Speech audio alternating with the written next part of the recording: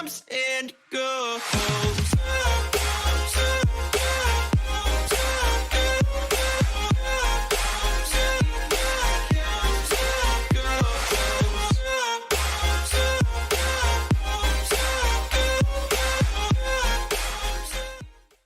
Halo, assalamualaikum warahmatullahi wabarakatuh, sahabat Inspira Frame. Pada malam hari ini, alhamdulillah nih, suasananya di Jogja yang biasanya hujan ini cerah ceria. Jadi kita bisa tag video di balkon lagi. Kalau dulu kemarin kita di dalam ruangan nih. Nah, ini lagi bosen dan alhamdulillah terang nih. Nah, kita hari ini akan mengulik kisah lagi nih yang ada di sekitar kita yang jelas inspiratif juga. Nah, hari ini kita kedatangan tamu seorang yang spesial. Ini junior saya di IMM, namanya Mas Zidan. Halo Mas Zidan. Halo Mbak Kiti. Jangan Mas Ding, Dek. Dek Zidan. Jadi biasanya manggilnya Om. Oh gitu ya, Iya kan? biasanya Om. Kita sering WA-an sih. Oke, jadi kalau teman-teman sering nonton desain-desain di, kalau yang Muhammadiyah tuh di organisasi-organisasi Muhammadiyah di Jogja, misal ada PWPMDIY, ada PWNADIY, ada Nasiah Sleman, ada Kokam ya Om ya, terus ada LPC RPP juga. Nah itu biasanya yang desain adalah Om Zidan ini. Oke, jadi segitu banyaknya itu yang desain satu orang, dan itu enggak dengan waktu yang sangat lama, tapi sangat singkat. Nah, kita udah tahu nih sekarang yang desain siapa. Mungkin bisa membuka dulu wajahnya biar tahu kalau di jalan Mas Om Zidan. Iya. Halo sobat, apa nih namanya? Sobatnya apa? Sobat Inspira Frame. Oh, Sobat Inspira Frame. Halo. Oke, udah tahu ya wajahnya Om Zidan ini sekarang.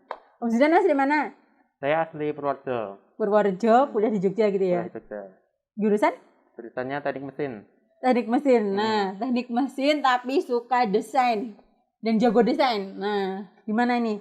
Kira-kira dulu itu memang seneng sejak kecil atau tiba-tiba kecelakaan aja seneng desain atau gimana ceritanya? Oke. Jadi sebenarnya kecil ya, dari kecil tuh dari TK SD itu seneng gambar.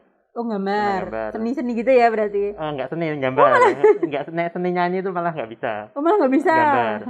Seneng gambar, pernah lomba juga, tapi tingkat kecamatan lah. Oh iya. SD-an. Nah, terus pas SMP, SMA nggak tersalurkan karena ngambis nilai lah, gitu kan. Udah mulai gede, pengen menggapai cita-cita yang realistis gitu. Akhirnya ya nggak tersalurkan itu, dan nggak terasa juga sih akhirnya. Dan terus sampai kuliah pun masih kayak gitu. Dan tiba-tiba pas di IMM itu kan. Di IMM, Ikatan Mahasiswa Muhammadiyah. Ya. UGM berarti UGM. Ya. Di UGM Komisariat berarti ya. Itu sebenarnya banyak teman-teman yang bisa desain gitu kan.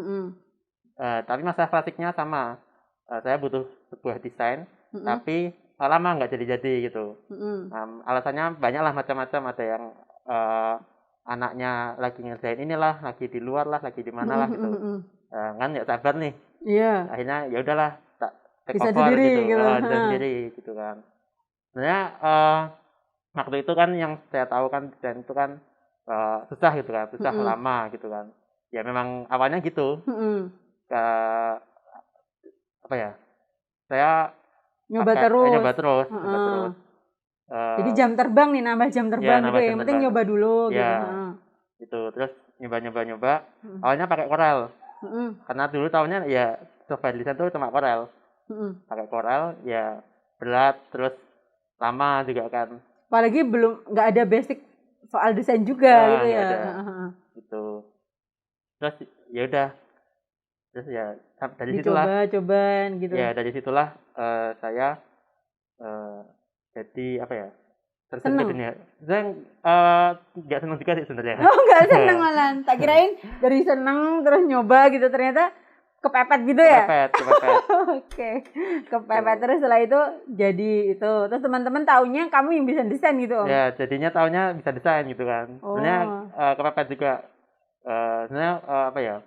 Nggak senang amat desain gitu kan. Tapi senang di balik layar di depan komputer gitu. Tapi memang sejak kecil daripada ngobrol sama orang, misalnya memang lebih senang di depan komputer?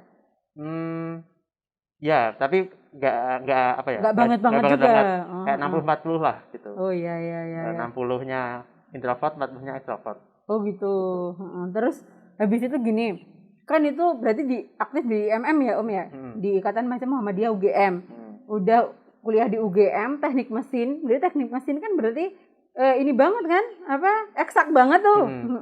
Terus ditambah desain berarti kan sekarang udah mulai part time desain. Nah 3 itu sebenarnya berat nggak sih melaluinya gitu kan, part time desain, terus di Ikatan Mahasiswa Muhammadiyah sama di kuliah gitu gimana? Jadi sebenarnya nambah satu lagi Mbak, saya aktif di robotik, jadi 4 gitu. Robotik teman-teman, wes seneng UGM, eksak, IMM, robotik sama part time. Itu gimana tuh cara membagi waktunya? Jadi pas saya aktif di robotik itu saya belum part time, tapi udah desain di IMM. Oh udah. Ya, tapi belum part time itu.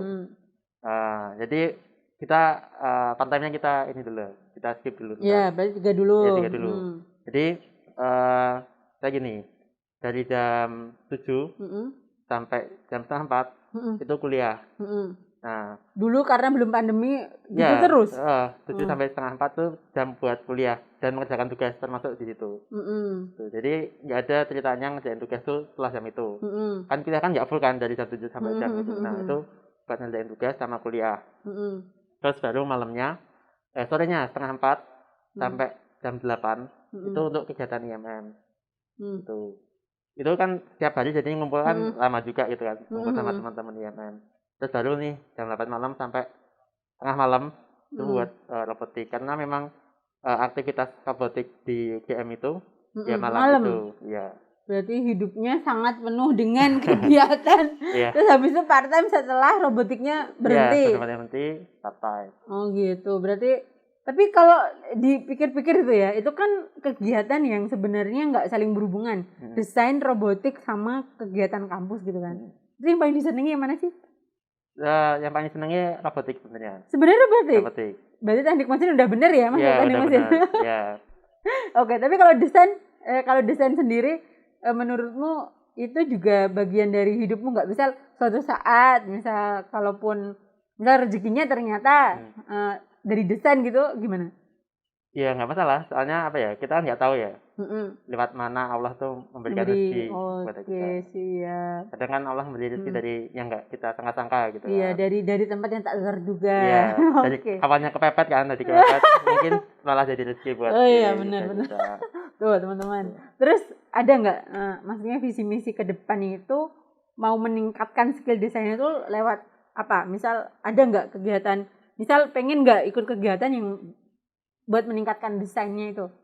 Oh ya, jadi sebenarnya fokus saya ini bukan lagi ke bagaimana saya membuat desain yang lebih bagus itu, tapi bagaimana saya bisa mengajarkan ini ke lebih banyak orang gitu. Oh gitu, udah ke sana? Ya. Oh, visi misi di depannya sih itu ya? Soalnya kalau lama-lama di teknis itu bosan juga gitu kan. Kontribusinya juga maksudnya stagnan gitu ya? Stagnan gitu-gitu aja. Pengen banyak orang, banyak teman lah yang bisa terinspirasi paling tidak dari kegiatan saya.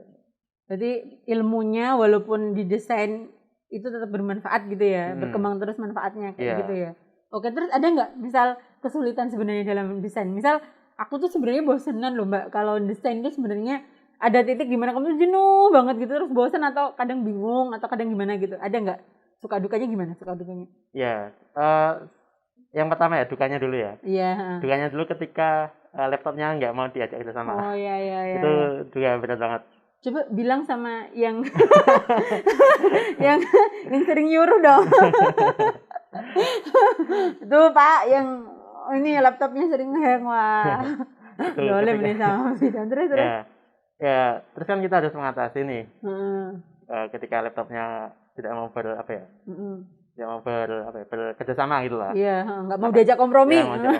Oke. Makanya saya coba cari aplikasi yang kira-kira di semua laptop tuh ada. Bisa. Akhirnya. Wah itu berarti kepepet itu bisa. Iya. Bisa kreatif ya. Iya, karena kepepet lagi. Laptop saya nggak bisa, yang ada Corelnya itu nggak bisa lagi. Ya error lah. Terus saya coba kira-kira gitu kan. Iya. Terus coba pakai PowerPoint gitu kan. PowerPoint kan ada di semua laptop nih, mayoritas ya segala bentuk itulah, segala bentuk PowerPoint, mungkin pakai WPS dan sebagainya. Itu bisa, akhirnya kenapa nggak coba pakai itu gitu kan. Akhirnya ya udah, itu saya pinjam laptopnya bapak saya ya buat mengatasi itu, buat akhirnya pakai PowerPoint gitu. Oke. Terus sukanya kan lu duka, masa duka terus? Masih duka lagi ini. Oh, masih duka. Sebenarnya kan saya ini apa ya, saya sebagai desainer gitu, saya itu kurang mampu untuk kombinasi warna. Oh, Gitu. kombinasi warna nih, di desainnya ya. Iya, gimana gitu kan. Terus akhirnya ya saya daripada bingung kan, terus aja di Google gitu kan, color palette gitu kan, color palette, atau mungkin posternya udah jadi aja. Oh gitu, jadi kayak ATM gitu ya, ya mengamati, tiru dan modifikasi. Misalkan kan kliennya minta posternya warna orange gitu kan, ya udah saya aja. Siapa itu yang orange? Aku tahu. Poster orange gitu kan. Itu adalah aku. Terus ya udah set aja orange poster gitu kan. Nanti ambil aja warna-warnanya dari situ. Oh gitu ya. Itu sudah apa ya, yang kita cari udah ada di sana berarti ya. Yeah. Memang sosial media itu kalau kita benar-benar buat belajar juga lengkap ya udah ya. Oke, itu sukanya. Oke, sukanya jadi bisa membantu orang lain gitu. Itu ketika seneng ya? Iya, senang. Ketika apa ya? Orang lain gitu, terus apa ya? Misalkan orang lain nih butuh desain gitu kan. Butuh banget. Ucapan duka cita misal gitu ya. Terus mungkin apa ya? Logo untuk usahanya gitu kan. Nanti siapa kui? nanti kan juga misalkan kalau usahanya jadi sukses itu kan saya sebagai senang gitu kan. Jadi kita kayak punya apa ya, kayak kita tuh udah berkontribusi sama hidup orang loh, kita bermanfaat hidupnya gitu ya. Iya. Jadi kita tuh memang apa ya, bisa memberikan kepada orang itu sesuatu yang bermanfaat yang kita punya. Mas Didan bisanya apa namanya, desain ya, kasih desain gitu kan. Saya bisanya ngobrol ya, diajak ngobrol mau gitu kan, bermanfaat.